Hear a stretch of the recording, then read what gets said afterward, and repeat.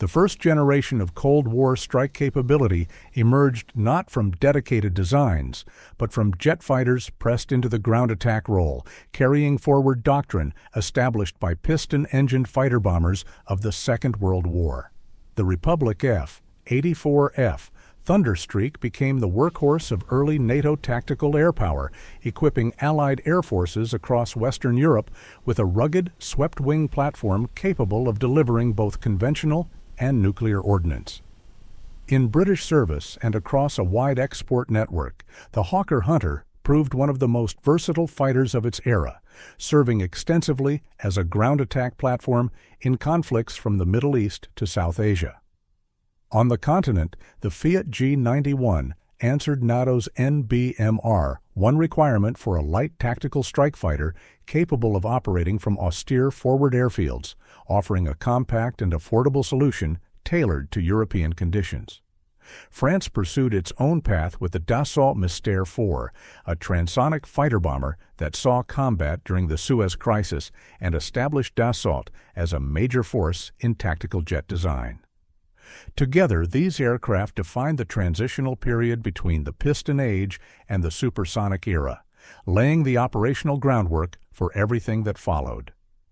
By the late 1950s, a new generation of fighter bombers had crossed the sound barrier, and with that threshold came a fundamental shift in strike doctrine.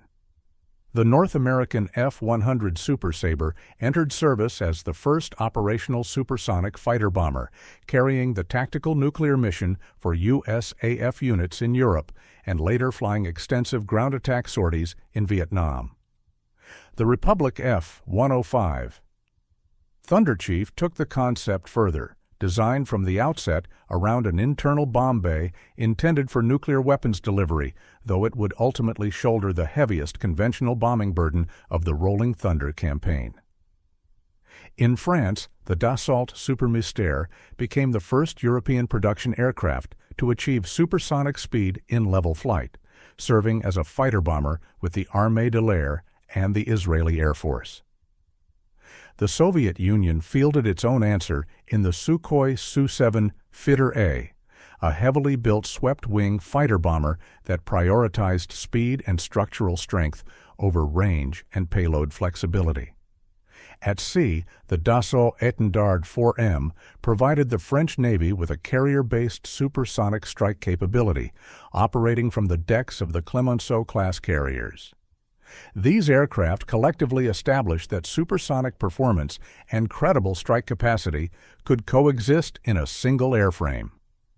Through the 1960s, a handful of aircraft proved that deep strike and air-to-air combat need not be separate missions assigned to separate platforms.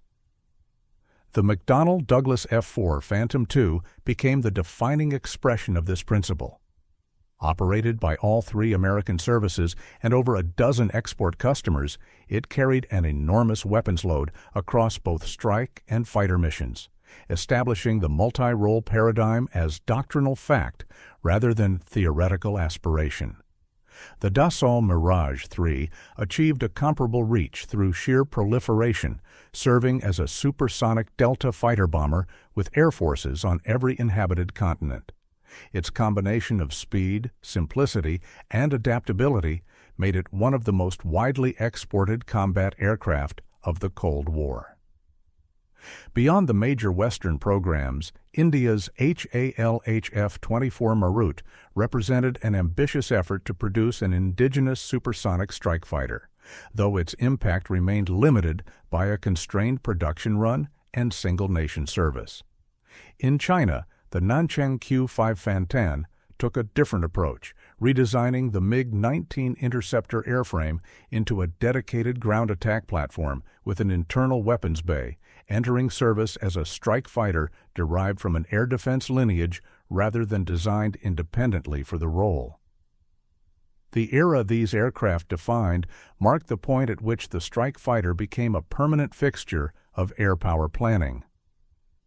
Soviet tactical aviation followed a distinctive engineering philosophy throughout the Cold War, systematically converting proven fighter airframes into dedicated ground attack platforms rather than developing clean-sheet strike designs. The Sukhoi Su-17, along with its Su-20 and Su-22 export variants, evolved directly from the earlier Su-7 by introducing a variable geometry wing that significantly improved range and low-speed handling. The Fitter family became one of the most widely exported Soviet combat aircraft, serving with frontal aviation and dozens of Allied and client-state air forces. The MiG-23BN Flogger H adapted the MiG-23 Interceptor for the ground attack mission, retaining the variable geometry wing and basic airframe while substituting a simplified radar and adding air-to-ground avionics. It remained, at its core, a strike-specific variant of an air defense platform. The MiG-27 carried this logic to its conclusion, fundamentally redesigning the MiG-23 with fixed engine intakes, a revised forward fuselage optimized for ground attack visibility, and enhanced weapons delivery systems.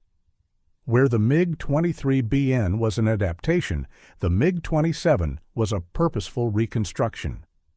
This lineage of derivative strike fighters allowed the Soviet Union to field capable ground attack fleets with reduced development cost and accelerated production timelines. During the 1970s and 1980s, European nations developed a series of strike fighters shaped by the specific demands of a potential NATO Warsaw Pact conflict, emphasizing low-level penetration, survivability in dense air defense environments, and interoperability among Allied forces. The Sepacat Jaguar, a joint Anglo-French program, entered service as a tactical strike fighter optimized for battlefield interdiction and close support, seeing operational use with both the Royal Air Force and the Armée de l'Air. The Panavia Tornado IDS represented a more ambitious tri-national collaboration between Britain, West Germany, and Italy, producing a variable geometry interdiction and strike platform designed specifically for high-speed, low-altitude penetration of heavily defended airspace. France maintained a parallel naval strike capability through the Dassault Breguet Super Étendard, an Exocet-capable carrier-based fighter that saw combat during the Falklands War in Argentine service. Sweden pursued operational independence with the Saab AJ-37 Viggen, an attack fighter engineered for dispersed base operations across the Swedish road network, reflecting a national defense posture built around territorial resilience. Outside the major alliance structures, the Sukhoi J-22 Oro emerged from Yugoslav-Romanian collaboration as a light strike fighter produced in limited numbers, serving as a regional solution developed independently of both NATO and Warsaw Pact frameworks. By the mid-1970s, a philosophical shift had taken hold in Western fighter design. The era of large, specialized platforms gave way to a new generation of agile, relatively affordable aircraft designed from inception to perform both air combat and precision strike.